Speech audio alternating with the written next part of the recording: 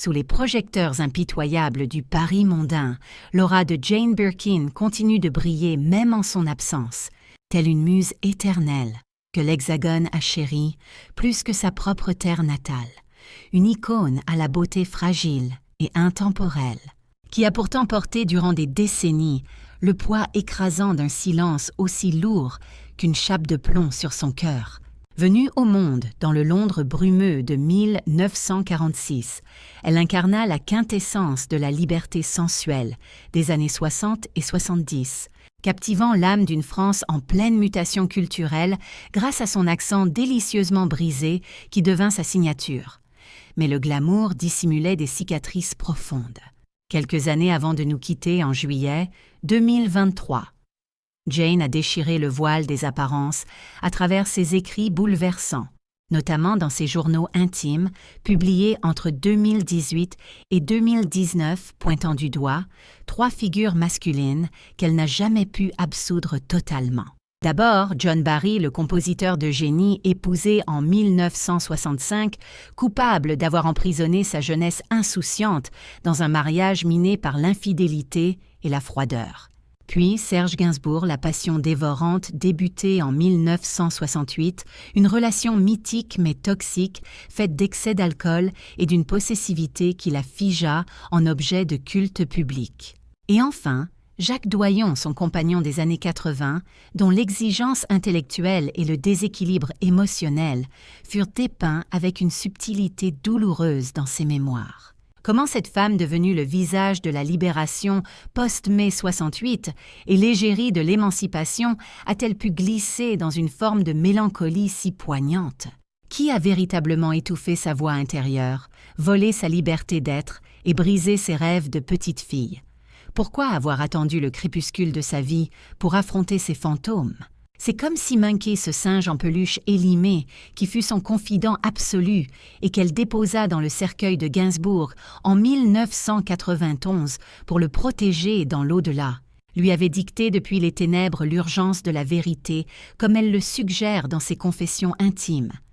Jane était le symbole d'une France qui s'éveillait à la couleur, une époque de révolution sociétale majeure où les femmes commençaient à briser leurs chaînes pour revendiquer leur juste place.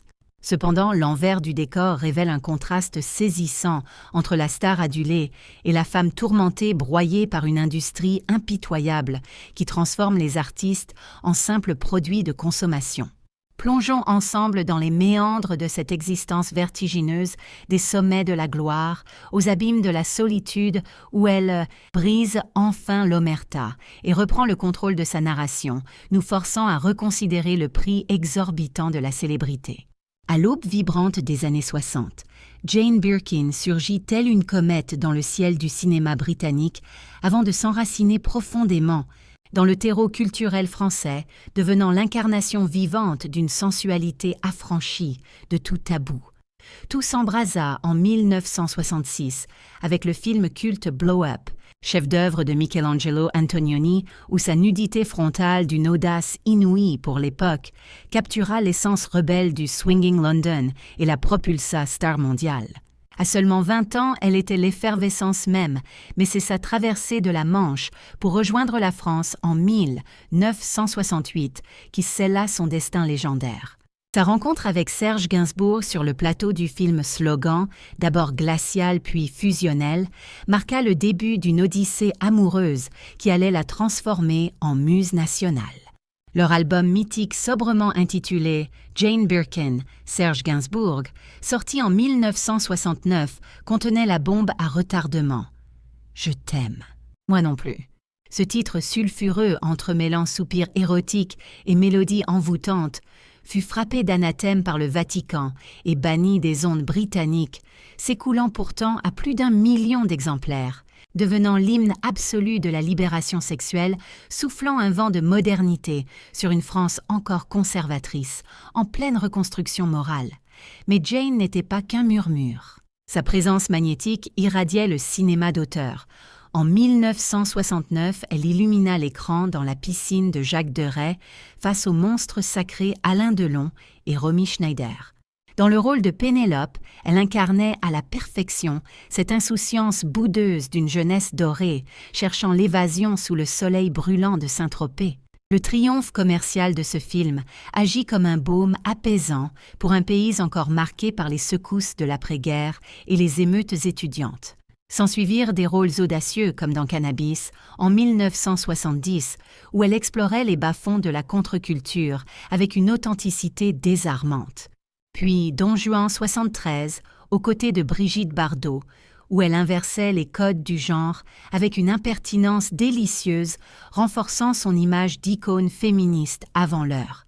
Ou encore, Cette mort sur ordonnance en 1975, un thriller psychologique sombre qui prouva définitivement l'étendue de sa palette dramatique. Le public français l'adopta littéralement, la considérant non plus comme une étrangère, mais comme l'une des siennes, l'ange anglais, indispensable au paysage parisien. Durant toute la décennie 70, elle régna en maître sur les cœurs, chaque apparition, chaque murmure chanté, ravivant la flamme d'une nation amoureuse. Ses chansons sculptées par Gainsbourg, telles que l'album conceptuel « Histoire de Melody Nelson » en 1971, véritable opéra pop, ou encore « Ex-fan des Sea », 60s en 1978, teinte de nostalgie douce amère, touchèrent l'âme de millions de gens, reflétant les métamorphoses de l'identité féminine. Son allure bohème chic dicta les règles de la mode, aboutissant à la création fortuite du mythique sac Birkin par Hermès en 1984, né d'une simple discussion en plein ciel. Sa renommée dépassa les frontières, l'amenant à tourner au Japon et aux États-Unis, jusqu'à recevoir l'ordre de l'Empire britannique en 2000, un couronnement de sa double culture. Elle brilla également dans Morte sur le Nil, en 1978, adaptation d'Agatha Christie, où elle apporta une touche d'élégance européenne irrésistible. Pourtant, derrière les paillettes et les flashs crépitants, le doute s'insinuait insidieusement dans son esprit, rongeant sa confiance. La joie naïve de chanter, héritée des disques écoutés chez ses parents, se heurtait désormais à la pression tyrannique des studios et des attentes comme elle, le confia plus tard avec une franchise désarmante, décrivant ce mélange d'excitation et de terreur face à une célébrité qui projetait déjà de longues ombres sur sa liberté. Alors que le monde entier idolâtrait Jane Birkin comme la muse ultime, intouchable et parfaite, les coulisses de sa vie peignaient une fresque bien plus sombre, où la lumière aveuglante ne servait qu'à masquer les fissures béantes de son âme. C'est à l'aube de ses 18 printemps en l'an de grâce 1965 que son union avec le célèbre compositeur John Barry, son aîné de 13 ans, scella le début d'une lente érosion de sa liberté personnelle. Comme le révèlent les pages poignantes de ses Monkey Diaries, publiées en 2018, Barry ne voyait en elle qu'un simple ornement, une extension narcissique de sa propre gloire, la trompant sans vergogne et la reléguant au rang d'objet décoratif isolé dans sa tour d'ivoire. Cette relation toxique n'était que le prélude et le symbole parfait des chaînes invisibles, forgées par le show business, une machine impitoyable qui broie les âmes sensibles pour en extraire le talent au mépris total de leur santé mentale. L'arrivée fracassante de Serge Gainsbourg dans sa vie sur le plateau du film Slogan, en 1968, ne fit qu'exacerber cette dynamique de domination sous un nouveau visage. Aux yeux du monde, ils incarnaient le glamour absolu, l'archétype du couple bohème et révolutionnaire de l'après-mai 68, fascinant les foules par leur audace. Mais derrière les portes closes, la réalité était bien plus sombre, une jalousie maladive et des torrents d'alcool transformaient l'homme à la tête de chou en geôlier, enfermant sa muse dans un rôle passif où ses propres aspirations artistiques étaient étouffées par ceux qui tirèrent les ficelles de sa carrière. On lui imposa des contrats léonins, l'obligeant à s'embarquer dans des tournées interminables tout au long des années 70, sacrifiant sa vitalité sur l'autel de la rentabilité. Il ne restait alors plus aucune place pour l'épanouissement intellectuel, les amitiés sincères ou la chaleur du foyer, créant un fossé grandissant et douloureux avec ses propres parents. La presse vorace a contribué à figer cette caricature, celle de la petite Anglaise ingénue et libérée, un masque lourd à porter, qu'elle devait ajuster chaque matin pour satisfaire l'appétit insatiable des tabloïds. Le paroxysme de cette objectification survint en 1973 avec Roger Vadim sur le tournage de Don Juan, où l'on exigea d'elle une provocation charnelle, sans le moindre respect pour ses limites, la confirmant dans son statut de simple produit de consommation visuelle. Dans ce tourbillon destructeur, personne, ni les magnates de l'industrie, ni son propre cercle familial, ne s'est dressé pour ériger un rempart autour d'elle. Lorsque la décennie 80 sonna le glas de son histoire avec Gainsbourg, l'arrivée de Jacques Doyon sembla offrir un havre de paix, bien que cette stabilité apparente dissimulât une nouvelle forme de tension intellectuelle et créative. Une emprise plus subtile, mais bien réelle qu'elle évoquera avec pudeur dans son ouvrage « Post-Scriptum » en 2019, soulignant que les blessures de l'âme sont souvent la signature d'une trahison systémique de ce milieu. Cependant, le véritable coup de grâce fut porté par la tragédie absolue, la disparition brutale de sa fille, Kate Barry, en décembre 2013, dont la chute mortelle d'un immeuble parisien résonne encore comme un cri dans la nuit. Ce drame a précipité l'icône dans un gouffre de solitude glaciale, une douleur rendue insupportable par le silence assourdissant de son entourage, comme elle l'a confessé avec amertume au journal The Times, à l'aube de l'année 2020. Ses combats acharnés contre la maladie, d'abord une leucémie en 1998, puis un accident vasculaire cérébral en 2021, ont cruellement mis en lumière la façon dont le star system se débarrasse de ses idoles une fois l'éclat terni. Alors que les lumières de la rampe s'estompaient doucement sur la carrière légendaire de Jane Birkin, le destin lui réservait une épreuve qui allait balayer tout le reste. Une tragédie intime qui a fait voler en éclats sa trajectoire, exposant la vanité de la gloire et la friabilité terrifiante des relations humaines dans un univers obsédé par l'instant. C'est par une froide journée du 11 décembre que l'irréparable s'est produit à Paris, Kate Barry, fruit de ses premières amours avec John Barry, né en 1967, a trouvé la mort en bas de son immeuble, un geste désespéré qui a plongé sa mère dans les ténèbres.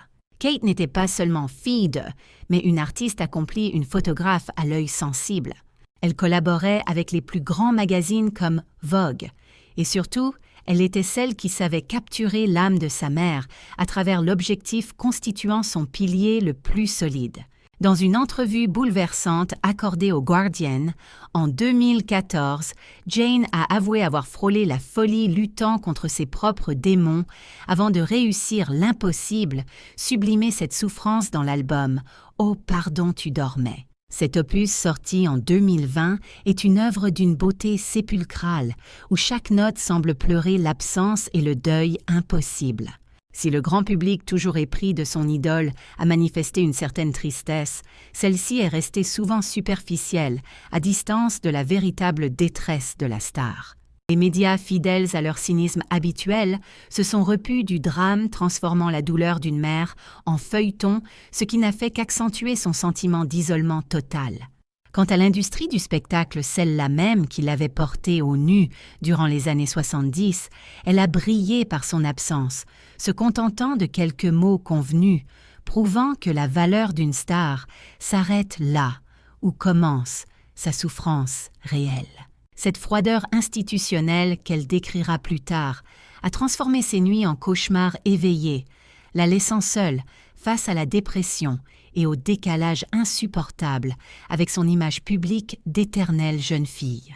Elle a pourtant tenté de trouver un sens à sa survie en se jetant corps et âme dans l'humanitaire, cherchant la rédemption dans l'aide aux autres. Que ce soit auprès d'Amnesty International dès les années 90 ou dans la douceur de sa relation avec l'écrivain Olivier Rollin, elle cherchait l'apaisement, mais le cœur n'y était plus tout à fait. Le fantôme de Kate hantait chaque instant une absence décrite dans Post-Scriptum, en 2019, comme une plaie ouverte, une hémorragie interne que rien ne saurait cautériser. Pour couronner ce chemin de croix, son corps a fini par lâcher prise, une leucémie combattue en 1997, puis ce terrible AVC en septembre 2021 qui l'a forcé à annuler ses adieux, à la scène révélant la négligence d'un système qui presse le citron jusqu'à la dernière goutte. Lors d'une confession rare au Times, en 2020, elle a reconnu que l'accumulation des douleurs physiques et du chagrin l'avait poussée à se barricader, choisissant l'exil intérieur pour tenter de recoller les morceaux loin des projecteurs inquisiteurs. Ce drame personnel est devenu le symbole de sa désillusion envers un monde qui adule ses créatures pour mieux les dévorer ensuite. Abandonnée à son sort, Jane a dû apprendre à naviguer entre une résilience force et une vulnérabilité assumée, transformée à jamais par les épreuves. C'est finalement à l'âge vénérable de 72 ans, en 2018, avec la sortie de ses Monkey Diaries, couvrant 6 décennies d'intimité, que Jane Birkin a décidé de reprendre le contrôle de sa propre légende. Ce moment de vérité d'une intensité émotionnelle rare ne fut pas une vendetta, mais une émancipation nécessaire, une façon de réécrire l'histoire avec ses propres mots, notamment lors d'apparitions mémorables sur France 5 et dans les salons littéraires parisiens. Serrant contre elle ce vieux carnet confident, muet de ses secrets, qu'elle adressait à Monkey, sa peluche fétiche, elle a désigné sans haine, mais avec lucidité, les 3 hommes qui ont marqué son destin au fer rouge. Il y eut d'abord John Barry, le premier mari de 1965, responsable de l'avoir enfermée dans une cage dorée, volant sa jeunesse par un contrat marital inique et des infidélités blessantes. Une période qu'elle qualifie de prison luxueuse, confiant au Guardian, en 2019, qu'elle n'était alors qu'un accessoire vivant au service de la carrière du maître. Vint ensuite le tourbillon Serge Gainsbourg, l'amour fou de 1968, dont la passion dévorante s'est muée en une pression insoutenable, la figeant dans le rôle de la muse.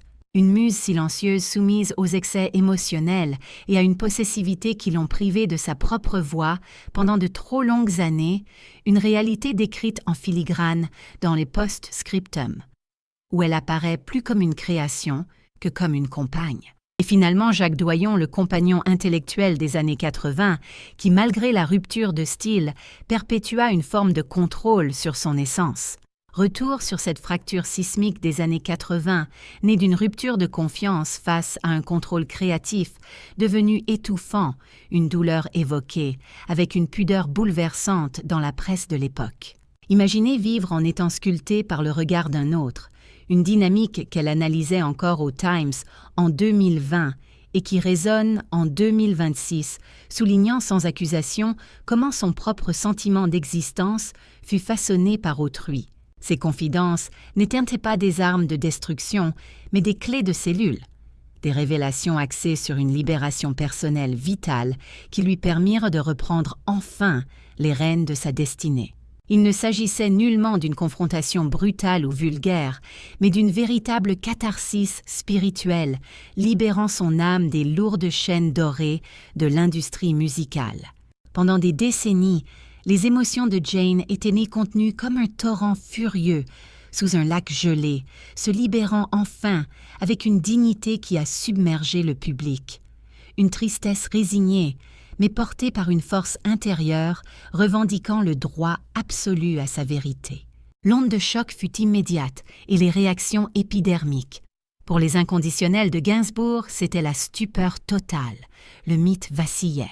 Soudain, la France entière se voyait forcée de redécouvrir ses mythes romantiques sous un jour nouveau, laissant les critiques dans un doute inconfortable. On remettait en question le souvenir même de cette époque, éveillant une compassion nationale.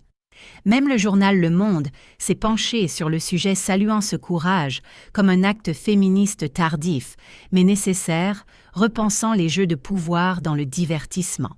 Ce silence rompu dans la quiétude crépusculaire de sa vieillesse n'avait rien d'un règlement de compte sordide.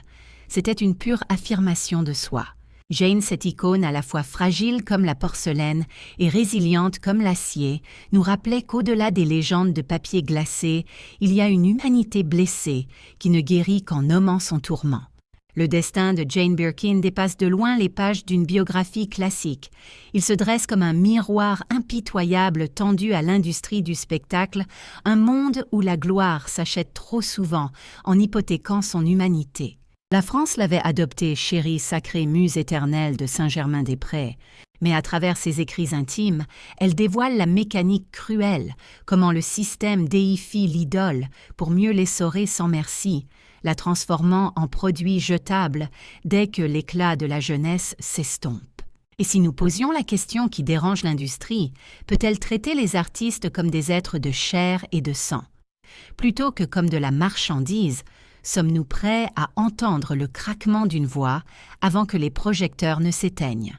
Et si derrière chaque star oubliée se cachait une forêt de tragédies muettes, une multitude d'histoires similaires d'enfants prodiges, ou de jeunes talents broyés par la mâchoire d'acier de la machine médiatique, exactement comme Jane lancée dans l'arène, bien trop tendre et payant le prix fort.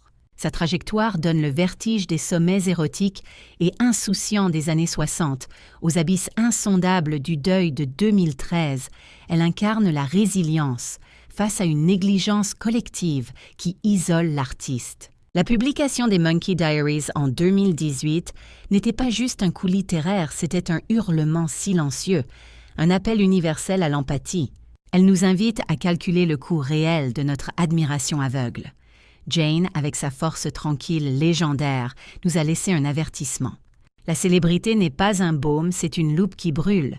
Elle n'efface pas la blessure, elle l'infecte. Manager média public, tout le système conspire souvent à ignorer l'être humain derrière le flash. En cette année 2026, alors que nous honorons sa mémoire, amplifions cette voix oubliée qui a illuminé la France d'après-guerre tout en luttant dans l'ombre. Elle l'a dit elle-même avec une lucidité désarmante. Souvenez-vous de ces mots au Guardian en 2019. « Je ne suis pas en quête de pardon. Je veux simplement narrer mon histoire avec mes propres mots, ma propre voix. » Une phrase d'une simplicité biblique puissante qui résonne comme un manifeste posthume. Écoutons non pour juger, mais pour changer le système, afin que les futures générations d'artistes ne paient plus la rançon de l'indifférence. L'Odyssée de Birkin est bien plus qu'un récit de vie. C'est un miroir sans teint, tendu à notre société du spectacle, où le prix de la gloire est souvent l'amputation de l'âme. La nation française, qui l'a érigée en monument national et en muse intouchable, découvre à travers ses lignes la cruauté des coulisses, le système qui porte au nu, pour mieux exploiter, jetant l'artiste comme un emballage vide, une fois la magie dissipée. Est-il si fou d'exiger que l'industrie considère l'artiste comme un humain? Au lieu d'un simple actif financier, sommes-nous capables d'écouter une plainte avant le silence définitif? Imaginez l'envers du décor derrière chaque vedette déchue. Combien d'histoires étouffées, combien d'enfants stars sacrifiés? Combien de jeunes espoirs dévorés par l'ogre médiatique, jetés dans la fosse au lion trop tôt, comme Jane qui en a payé les conséquences toute sa vie? De l'euphorie libertine des 60s au gouffre émotionnel de 2013, son chemin est une leçon de survie face à un public qui consomme l'artiste sans se soucier de la femme. Quand le silence s'est brisé avec la sortie de ses journaux intimes, les Monkey Diaries, en 2018, ce n'était pas pour se plaindre, mais pour nous éveiller. Un appel à l'empathie pour questionner le prix de l'idolâtrie. Jane Force Tranquille nous a enseigné que les projecteurs ne guérissent rien. Le monde les agents, la presse tous, ignorent souvent le cœur qui bat la chamade sous la lumière artificielle. Aujourd'hui, perpétuons le souvenir de celle qui a brillé sur la France, tout en combattant ses démons, comme elle le confiait au Guardian en 2019. « Je ne cherche pas l'absolution, je veux juste que ma vérité soit entendue sans filtre par ma propre bouche. » Une déclaration qui claque comme un drapeau dans le vent. Il ne s'agit plus de juger, mais d'écouter pour transformer l'avenir, afin que les générations d'artistes à venir n'aient plus à souffrir du poison de l'indifférence.